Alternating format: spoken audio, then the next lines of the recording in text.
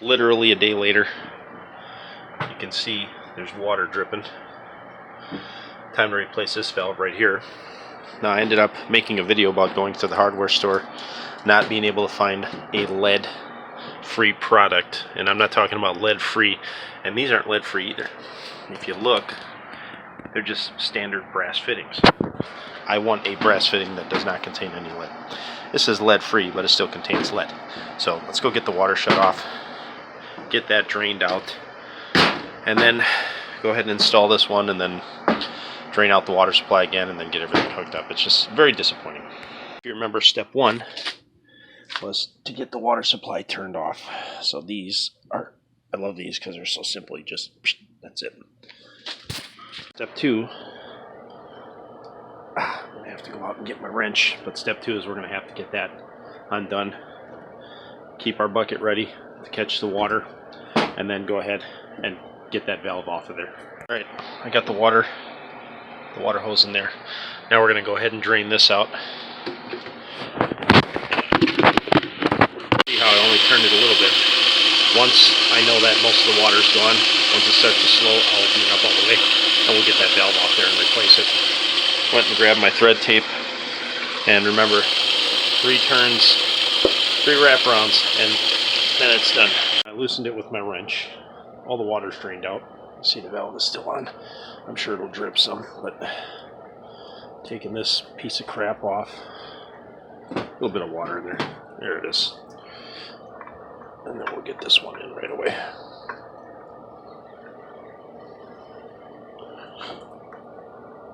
There we go.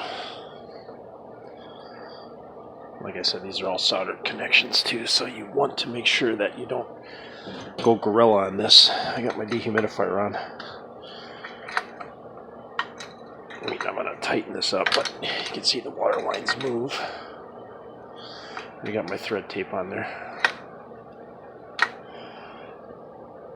Alright, I'm going to give it one more turn beyond, get it, put the correct direction. I'm not going to overdo this thing here. And the thread tape also, oh, I don't like that. Alright, let me use 2 hands.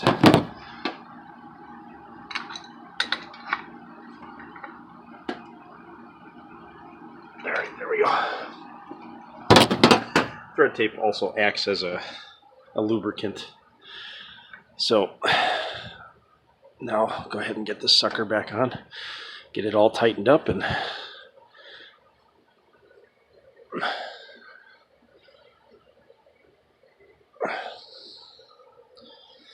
in fact, what I should do, what I'm going to do is actually take this off. I'm going to turn the water on right now, see if this leaks at all. And then come on, buddy. I'm going to go ahead and drain, make sure that there's water inside there. And dump this water out real fast. Water turned back on. See a slight drip right there. It's dripping a little bit. Might have to turn the water back off, tighten it up. We'll see if it seals up or if it's going to keep dripping, because I don't want to tighten it any more than it is. But you can see right there, I might have to re-thread tape it and do this process all over again. That's why pipe dope plumbers use thread tape and pipe dope to double insure.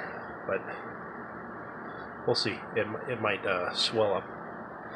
I'll give it a little bit. All right, everything is connected. It is not leaking anymore. I don't know why that is like that. So I'll keep an eye on it. And then this is wet just from that dripping. So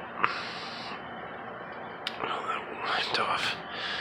And if you want to make sure that, if, let's say for instance, you're emptying this little area right here, and you want to make sure that the water goes in your bucket, you can always take like an old rag and kind of use it as a funnel, wrap it around here, have it come down this way, and then just put your bucket underneath the rag. In fact, I could have left the bucket here, put a long rag right here into the bucket, and it would have just dripped up into there. So, alright, that's good. That problem is solved.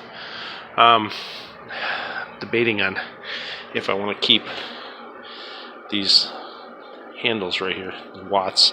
Yeah, they use the Watts Chinese junk. So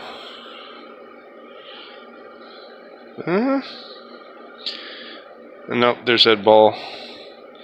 And then it's got those like silicone or plastic washers inside. Just did not hold up. And you can see where they ended up putting the thread tape sealant on there, and then they pipe doped it too. So, but okay. Problem solved.